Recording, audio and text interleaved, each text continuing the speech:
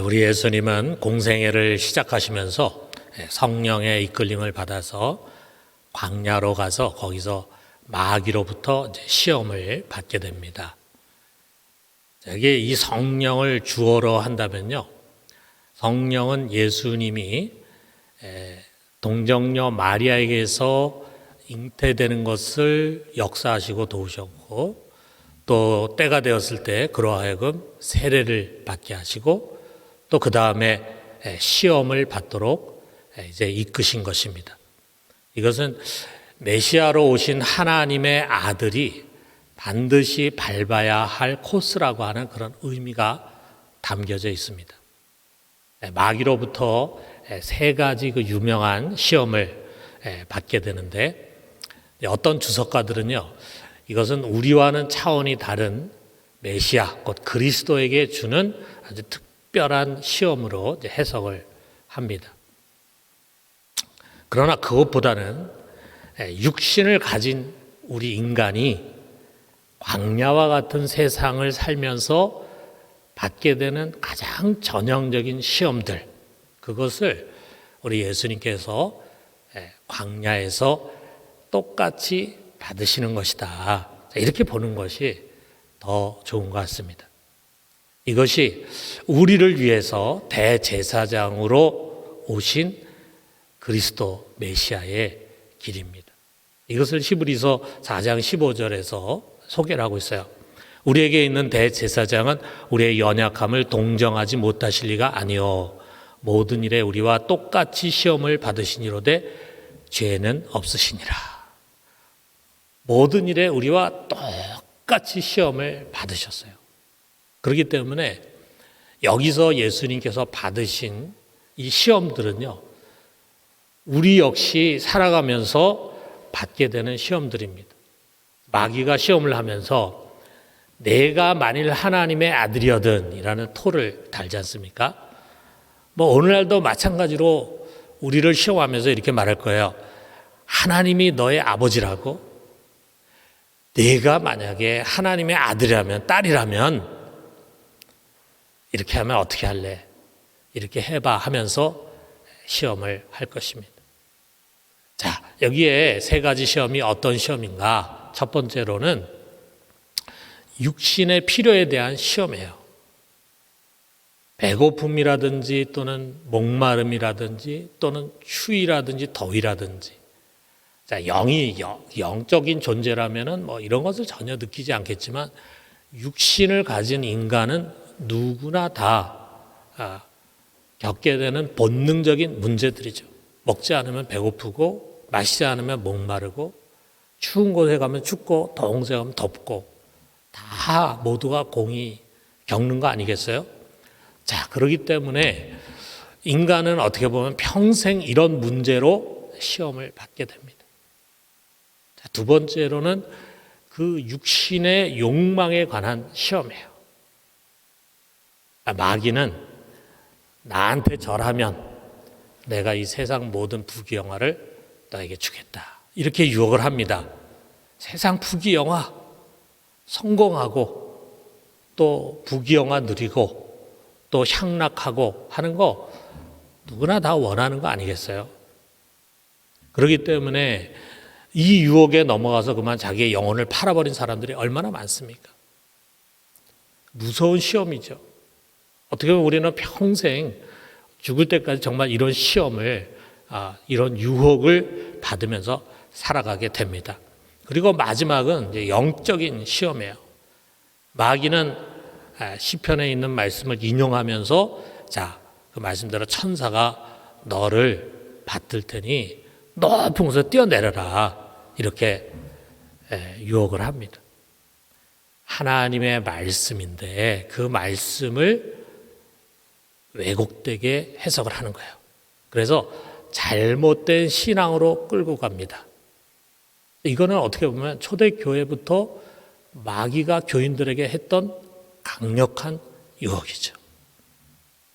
여러분, 올 한 해도 우는 사자와 같이 두루다니면서 삼킬 자를 찾는 마귀가 하나님의 자녀인 우리들의 빈틈을 누리면서 이런 유해 시험과 유혹으로 우리를 흔들고 넘어뜨리려고 할 것입니다.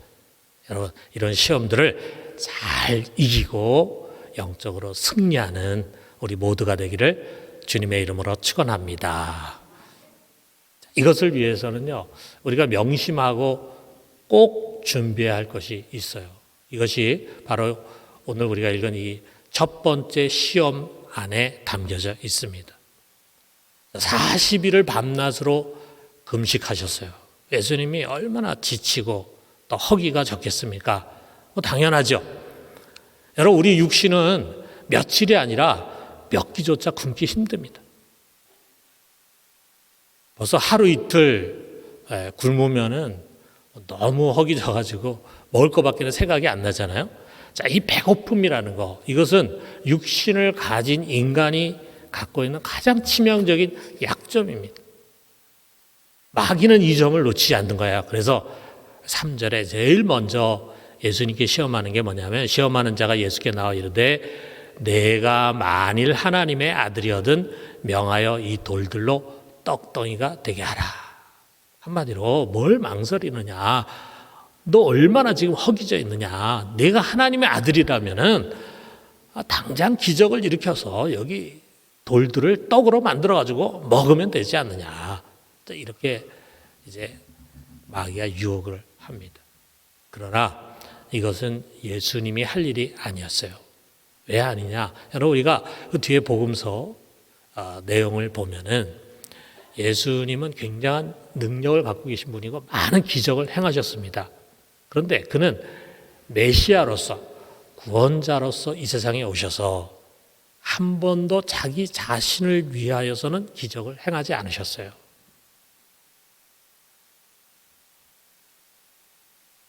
우리가 성경 속에서 그것을 보게 됩니다. 굉장히 많은 기적이 있었지만 자기 자신을 위해서는 하지 않았습니다. 아무리 배가 고프고 아무리 허기지고 아무리 먹고 싶다 할지라도 주님은 메시아로서의 이 선을 넘지 않으셨습니다. 여러분, 우리가 한번 생각해 봐요. 자, 우리 인간에게 이 시험이라는 게 얼마나 강력한가. 그 이유가 뭐냐면 우리 사람들에게는요, 먹는 것이 굉장히 중요하기 때문입니다. 가난해서 먹을 것이 없어가지고 굶는 사람 말할 나위 없겠죠.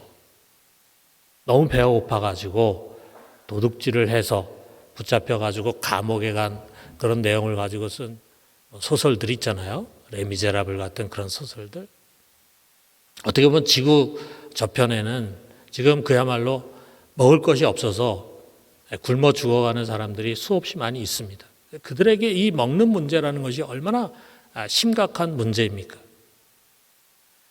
그러나 막 우리나라에 사는 사람들 중에 먹을 것이 없어가지고 굶어서 죽는 사람은 거의 없을 것이라 생각합니다. 그런데 먹을 것이 없어가지고 굶어 죽는 그런 사람이 아니라 할지라도 우리가 어떻게 보면은 먹을 것이 주위에 널려 있는 그런 사람들이 할지라도 가만 우리 자신을 돌아보면 하루 세 끼 무엇을 먹을 것인가 라고 하는 것이 중요한 문제예요. 특별히 집에서 식탁을 책임지는 우리 가정주부들 아마 다 공감하실 것입니다. 아침 먹고 돌아서면은 점심 뭐 먹여야 되나, 점심 먹고 돌아서면은 저녁은 뭘 차려야 되나, 어떻게 보면 하루 종일 먹을 거 걱정을 하고 있어요. 무슨 음식을 해야 되는가 이 걱정이야. 특히 요즘같이 이렇게 재택하는 식구들이 많을 때는 더욱 그럴 것입니다. 인스턴트 식품은 몸에 좋지 않고 시켜 먹는 것도 한계가 있죠. 똑같은 음식도 두세 끼만 내놔도 벌써 가족들이 불평합니다. 우리 자매님들이 참 힘든 시기를 지금 보내고 있는 것 같습니다. 여러분, 우리 과거에는요, 정말 가난해가지고 우리가 아무거나 먹을 것이 있으면 무조건 다 먹는 그런 시절이 있었어요. 먹을 것이 없어서 못 먹는 그런 시절이 있었잖아요. 그런데 이제는 우리 사람들이 아무거나 먹는 것이 아니라 좋은 음식을 먹으려고 합니다. 그래서 음식에 들어있는 칼로리를 계산해 영양요소가 어떤 것이 있는가 꼼꼼히 따집니다. 탄수화물, 단백질, 지방이 얼마고 지방도 뭐 포화지방, 불포화지방으로 구분합니다. 당뇨 환자, 고혈압 환자, 뭐 다이어트가 절실한 사람들은 더욱더 민감하겠죠. 이 웰빙 시대에 먹는 문제가 더 중요해지고 있어요. 먹을 것이 없어서의 먹는 문제가 아니라 이제 사람들은 더 미식가가 되어가지고 먹는 것 자체에서 행복을 느끼고 싶어요. 어떻게 보면은 참 우리가 맛있는 것을 먹을 때 행복 그 있잖아요. 그러니까 오늘 점심 뭘 먹을까? 뭘 먹으면은 맛있게 먹을 수 있을까? 이것을 생각한다고요. 이거 고민한다고요. 이게 문제가 된다고요. 나아가서는 되도록 좋은 음식을 먹고 그다음에 건강을 유지하려고 하는 게 어떻게 보면 웰빙 시대를 살아가는 사람들의 사고방식이 아닌가 생각이 됩니다. 자, 그렇다면 문제가 무엇인가? 우리도 모르게 떡으로만 산다라고 하는 생각에 깊이 빠지는 것입니다. 떡으로만. 마치 우리가 육신만 갖고 있는 것처럼 육신을 보양할 양식에만 우리의 신경이 집중되어서 살아가요. 육신의 필요에 아주 민감합니다. 점심 한 끼라도 굶으면 큰일 나는 것처럼 생각합니다. 몸의 건강을 위해서라면은 돈과 시간 아끼지 않아요. 심지어는 이것을 위해서 때로 해서는 안 되는 일도 하고 양심을 저버리는 그런 일도 서슴지 않습니다. 자, 우리가 오늘날 어떻게 보면은 먹는 것에, 우리 몸을 보양하는 것에 이렇게 많은 관심을 갖고 살아가는 이 시대이기 때문에 우리는 오늘 이 예수님의 대답에 좀 더 귀를 기울여야 된다 생각합니다. 우리 4절에 보면은 예수께서 대답하여 이르시되 기록되었을 때 사람이 떡으로만 살 것이 아니요 하나님의 입으로부터 나오는 모든 말씀으로 살 것이라 하였느니라 하시니 그랬어요.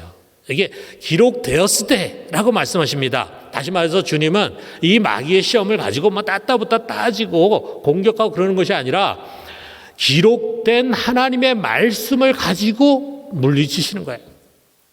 자, 이 말씀은요, 이스라엘이 이제 40년 동안의 광야 생활을 다 마치고 이제 조금 뒤면은 요단강을 건너서 그들이 꿈에 그리던 가나안으로 들어가기 전입니다. 바로 그 전에 하나님께서 모세를 통해서 주신 신명기의 말씀이에요. 자, 우리가 조금 앞에 부분부터 한번 이 말씀을 돌아보면은 신명기 8장 1절부터 3절에 이런 말씀이 나옵니다. 내가 오늘 명하는 모든 명령을 너희는 지켜 행하라. 그리하면 너희가 살고 번성하고 하나님께서 너희 조상에게 맹세하신 땅에 들어가서 그것을 차지하리라. 내 하나님 여호와께서 이 40년 동안에 내게 광야 길을 걷게 하신 것을 기억하라. 이는 너를 낮추시며 너를 시험하사 내 마음이 어떠한지 그 명령을 지키는지 지키지 않는지 알려 하심이라. 너를 낮추시며 너를 줄이게 하시며 또 너도 알지 못하는 내 조상들도 너도 알지 못하며 내 조상들도 알지 못하던 만나를 내게 먹이신 것은 사람이 떡으로만 사는 것이 아니요 여호와의 입에서 나오는 모든 말씀으로 사는 줄을 내가 알게 하려 하심이니라 그랬습니다. 여러분, 이 광야 40년 동안에 하나님은요 그냥 이스라엘이 거기서 생존할 수 있도록 또는 그냥 거기를 빨리 지나가서 가나안으로 들어갈 수 있도록 그렇게 인도하신 것이 아니에요. 이곳에서 하나님은 그의 백성 이스라엘을 교육하고 훈련하셨어요. 때로는 목마르게도 하시고 하나님이 뭐 마실 물을 줄 힘이 없어서 그랬겠습니까? 때로는 배가 고프게도 하시고 뭐 먹을 양식을 줄 힘이 없어 그런 게 아니잖아요. 그런데 그런 고난을 통해서 이 교만한 도무지 하나님의 말씀에 순종하지 못하는 이스라엘을 낮추셨다 그랬어요. 특별히 여기 하나님 무슨 말씀하시냐면 너희 조상들도 경험해 보지 못했던 너희가 매일매일의 양식으로 내가 하늘에서 내려준 이 만나 그 만나를 통해서 하나님이 그들을 교육하고 또 훈련했음을 말씀합니다. 자, 그 만나에 담긴 하나님의 의도가 무엇인가? 이 3절을 우리 다시 한번 보면은 만나를 내게 먹이신 것은 사람이 떡으로만 사는 것이 아니요 여호와 입에서 나오는 모든 말씀으로 사는 줄을 내가 알게 하려 하심이니라 그랬어요. 자, 이 뒷부분을 예수님이 그대로 인용을 하신 것입니다. 자, 이스라엘이 말이죠. 매일매일 내리는 하늘에서 내리는 만나를 아침에 가가지고 담아가지고 와서 그것을 가지고 하루의 양식으로 삼았잖아요. 자, 그것을 통해서 무엇을 훈련받았는가? 모든 양식은 하나님으로부터 오는 것이다. 하나님이 주시는 것이다. 라고 하는 진리를 배운 것입니다. 자, 이제 이스라엘은요, 요단강을 건너서 가나안 땅에 가면은 더 이상 만나가 내리지 않습니다. 이제는 그들이 스스로 농사를 짓고 땀 흘리고 그리고 추수해가지고 거기서 거둔 양식을 가지고 이제 먹고 살게 되어 있어요. 그런데 이제 스스로 농사하고 땀 흘리지만 그럼에도 불구하고 그 모든 것은 하나님이 공급하시는 것이다. 라고 하는 것을 그들은 훈련받은 거예요. 여러분, 우리가 일터에서 일하지 않습니까? 땀 흘리며 열심히 수고하고 노력합니다.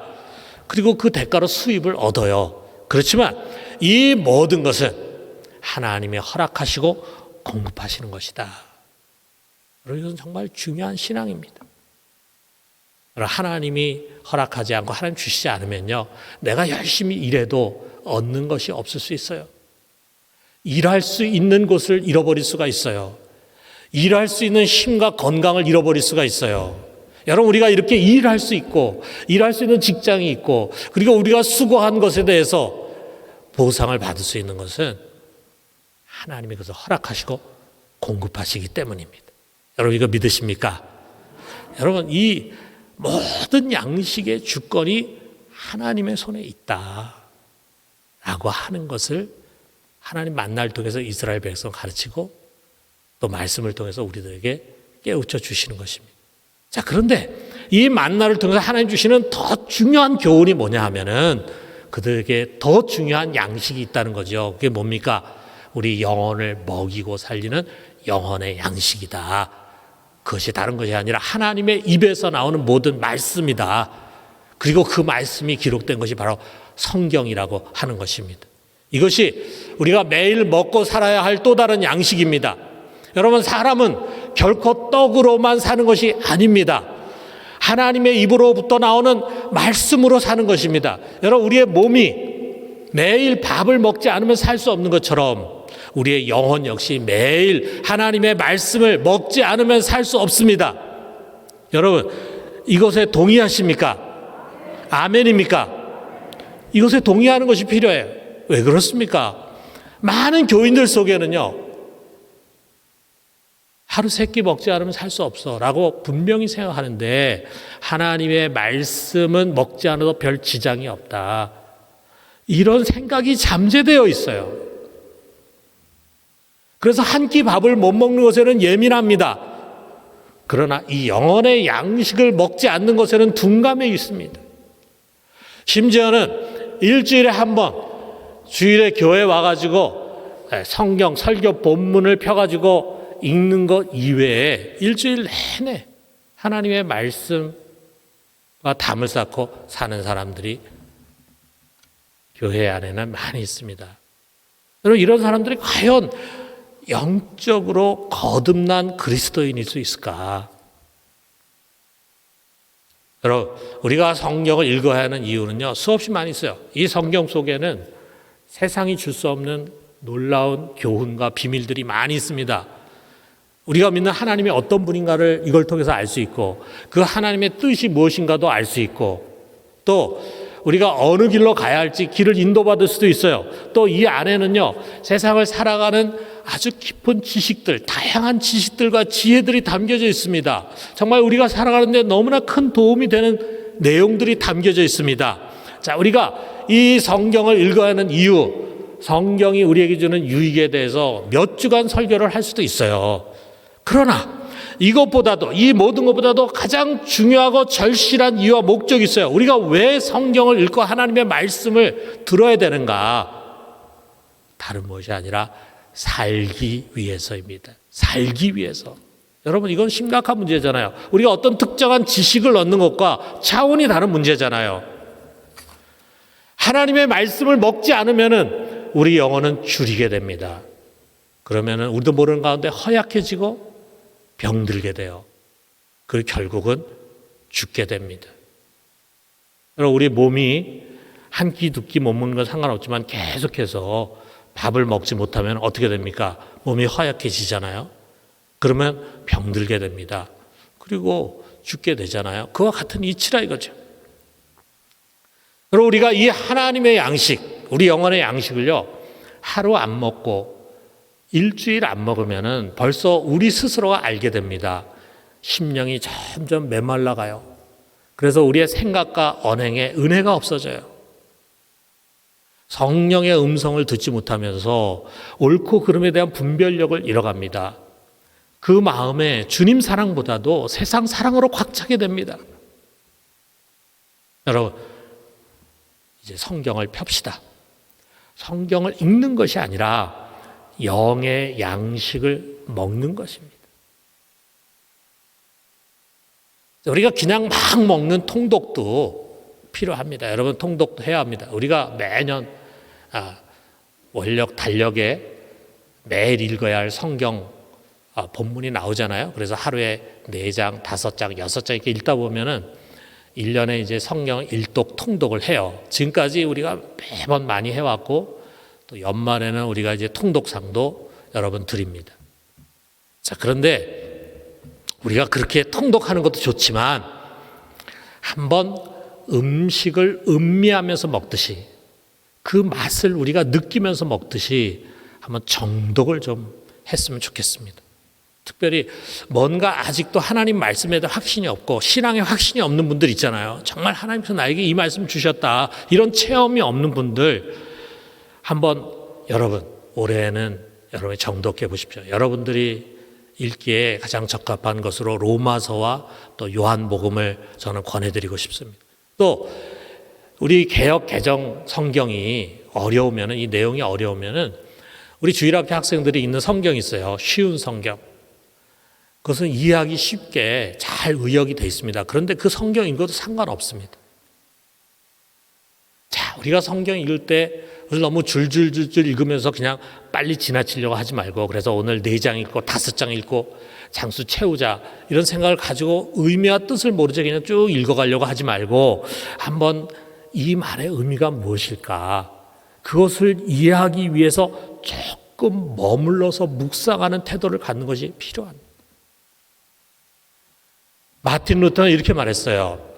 사과나무 아래를 너무 빨리 지나가지 말고 조금만 기다려라. 그러면 탐스러운 사과가 떨어질 것이다. 루터가 어떻게 하면 우리가 사과를 먹을 수 있는가를 가르쳐 주는 거겠습니까? 자, 이 비유를 통해서 우리가 하나님의 말씀, 성경을 대할 때 너무 빨리 지나가지 마라. 이해도 안 되면서 그냥 쓱쓱쓱쓱 지나가고 이렇게 하지 말고 거기서 조금만 기다려봐라. 이게 무슨 뜻일까? 궁금증을 가지고 그 의미를 이해하기 조금 기다리다 보면은 아주 탐스러운 과실을 우리가 거기서 얻게 된다 이거죠. 여러분, 진지한 마음으로 읽고 의미를 이해하려고 애쓰는 동안에 이 성경을 친히 기록하신 성령께서 도와주십니다. 그래서 그 의미가 가슴에 와닿도록 해주십니다. 우리의 영의 눈을 열어주십니다. 지혜를 주십니다. 깨닫게 해주십니다. 그러면 이것이 하나님의 입에서 나오는 말씀으로 느껴져요. 그리고 그 말씀이 다른 누가 아닌 나에게 하시는 말씀으로 깨닫게 됩니다. 나에게 주시는 말씀으로 깨닫게 됩니다. 그래서 우리가 처음에는 누구나 다 성경을 읽어요. 내가 읽어요. 그런데 시간이 지나가면 성경 안에 있는 은혜 속에 들어가게 되면은 어느덧 성경이 나를 읽기 시작합니다. 히브리서 4장 12절에서 13절에 이런 말씀 있잖아요. 하나님의 말씀은 살아있고 활력이 있어 좌우의 날선 어떤 검보다도 예리하여 혼과 영과 및 관절과 골수를 찔러 쪼개기까지 하며 또 마음의 생각과 뜻을 판단하나니 지으신 것이 하나도 그 앞에 나타나지 않음이 없고 우리의 결산을 받으실 이의 눈앞에 만물이 벌거벗은 것 같이 드러나느니라. 하나님의 말씀은 그저 우리의 연구의 대상이 아닙니다. 내가 그냥 해석하고 또 내가 그냥 깨닫고 배우고 하는 정도의 대상이 아닙니다. 그 말씀이 살아있어요. 그래서 우리 속에 혼과 영과 관절과 고슬을 찔러 쪼개 우리 속에 숨겨진 것을 드러내 그래서 우리로 하여금 벌거벗은 같이 하나님 앞에 서게 합니다. 내가 말씀을 읽었는데 말씀이 나를 읽는 거예요. 자, 이런 느낌이라 이거죠. 자, 루터는 이것을 이렇게 표현했어요. 성경은 살아있어서 나에게 말을 하며 발이 있어서 내 뒤에 뛰어오며 손이 있어서 나를 붙잡는다. 여러분, 하나님 말씀 살아있습니다. 우리가 조금만 그 말씀 속에 가까이 다가가려고 하면은요, 말씀은 내 안에서 이런 역사를 경험하게 해주십니다. 사랑하는 성도 여러분, 지난 한 주간 여러분이 먹은 음식 중에 제일 기억에 남는 음식은 무엇입니까? 제일 맛있는 음식이 뭐였습니까? 뭐 맛있는 게 아니더라도 너무 짜서 막 맛이 없었다, 너무 매웠다, 뭐 기억나는 음식이 있을 거 아니에요? 아마 여러분 머릿속에 퍼뜩 떠오르는 게 있을 거예요. 또는 뭐 아주 굉장히 오래간만에 만난 친구와 맛있게 먹은 음식, 뭐 가족들과 둘러앉아서 맛있게 먹은 음식, 아내가 해준 아주 특별한 메뉴, 스페셜한 메뉴 음식이 너무 좋았다, 뭐 이런 생각나는 게 있을 거예요. 그렇다면은 여러분, 지난 한 주간에 깨달은 하나님의 말씀은 무엇입니까? 만약에 이 질문에 아무것도 기억이 나지 않는다면, 아니 뭐 깨달은 말씀 자체가 나에게 없다면 여러분, 이미 나의 영적인 건강에 빨간불이 켜진 것입니다. 나는 육신의 양식을 위해서는 굉장히 신경을 쓰고 많은 시간을 투자했는데 영적인 양식을 위해서는 너무 무관심하고 허술했어요. 그래서 내가 맛있게 먹은 양식이 생각이 안 나. 여러분, 내가 깨달은 말씀, 하나님이 내게 주신 말씀들은요, 쉽게 잊어먹어지지 않습니다. 여러분, 설교를 들으면서도 설교의 내용을 다 이해하지만 돌아서 집에 갈 때는 대부분 다 잊어버리잖아요. 그런데 그 설교 중에서 딱 마음에 와닿는 게 있어요. 맞다, 저거다 라고 은혜를 받고 깨달은 그 말씀은 잊혀지지가 않습니다. 아주 오래 갑니다. 나의 생활에, 삶에 영향을 미칩니다. 그것처럼 여러분이 성경을 펴서 읽는 가운데 이것은 정말 하나님 나에게 깨닫게 해주신 것이다, 나에게 주신 것이다 라고 하는 말씀은 쉽게 잊어먹지 않습니다. 자, 그런 말씀들이 차곡차곡 내 속에 쌓이면요, 강력한 무기가 됩니다. 그것은 마귀의 시험을 물리치는 무기예요. 여러분, 예수님께서 여기에서 본을 보여주고 있잖아요. 예수님 3번의 시험을 당했을 때 모두 기록되었을 때 기록된 말씀을 가지고 그 시험을 다 물리치셨습니다.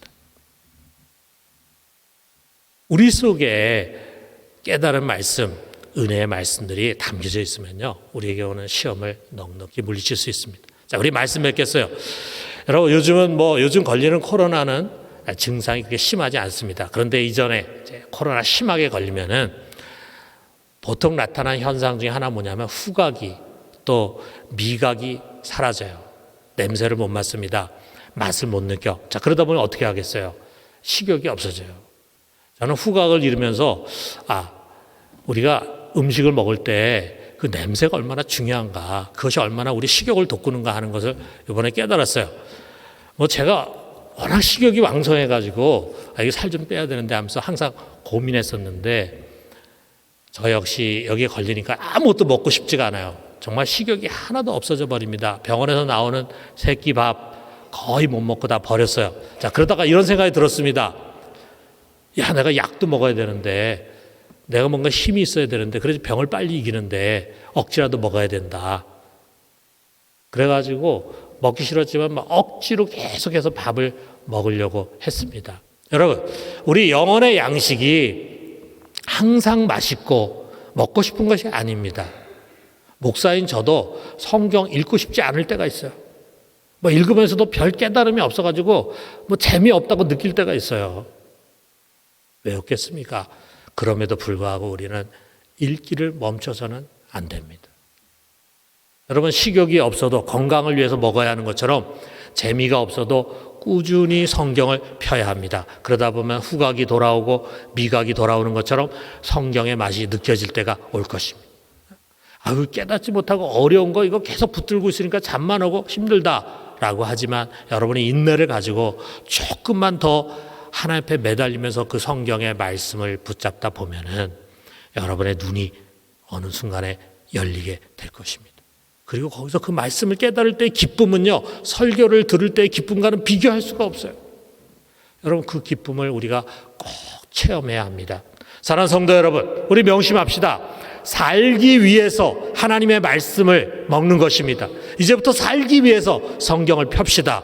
올해는 매일매일 성경을 읽읍시다. 성경을 묵상하면서 하나님의 입에서 나오는 말씀을 받읍시다. 그래서 올 한 해 이 말씀을 무기로 우리에게 찾아오는 모든 시험들을 넉넉히 이겨낼 수 있게 되기를 주님의 이름으로 축원합니다.